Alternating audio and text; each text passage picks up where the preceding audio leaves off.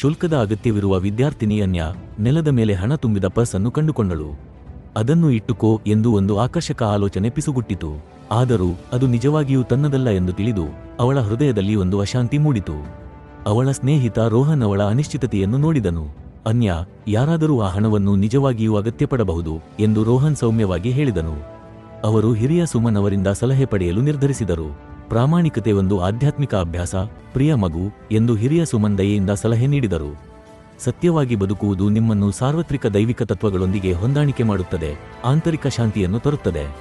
ನಿಜವಾದ ಶಾಂತಿ ಪ್ರಾಮಾಣಿಕ ಹೃದಯದಿಂದ ಬರುತ್ತದೆ ಹೊರತು ಲೌಕಿಕ ಲಾಭದಿಂದಲ್ಲ ಎಂದು ಅನ್ಯ ಅರಿತುಕೊಂಡಳು.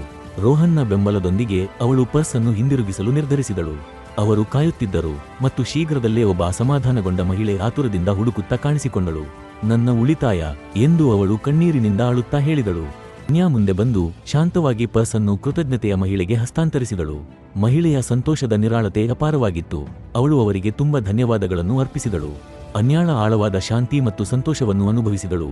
ಸಮಗ್ರತೆಯು ತನ್ನ ದೊಡ್ಡ ಪ್ರತಿಫಲ ಎಂದು ಅರಿತುಕೊಂಡಳು. ಯಾವುದೇ ಹಣಕ್ಕಿಂತ ಹೆಚ್ಚು ಮೌಲ್ಯಯುತವಾಗಿದೆ. ಪ್ರಾಮಾಣಿಕತೆಯನ್ನು ಆರಿಸುವುದು ಎಲ್ಲರಿಗೂ ಆಶೀರ್ವದಿಸುತ್ತದೆ. ಈ ಕಥೆಯು ನಿಮಗೆ ಸ್ಫೂರ್ತಿ ನೀಡಿದರೆ ದಯವಿಟ್ಟು ಹೆಚ್ಚಿನ ಉತ್ತೇಜಕ ಕಥೆಗಳಿಗಾಗಿ ಕನ್ನಡ ರ್ಯಾಪೋರ್ಗೆ ಚಂದಾದಾರರಾಗಿ. ಈ ವಿಡಿಯೋಗೆ ಲೈಕ್ ಮಾಡಿ ಮತ್ತು ನಿಮ್ಮ ಪ್ರಾಮಾಣಿಕ ಆಲೋಚನೆಗಳನ್ನು ಕೆಳಗಿನ ಕಾಮೆಂಟ್ಗಳಲ್ಲಿ ಹಂಚಿಕೊಳ್ಳಿ.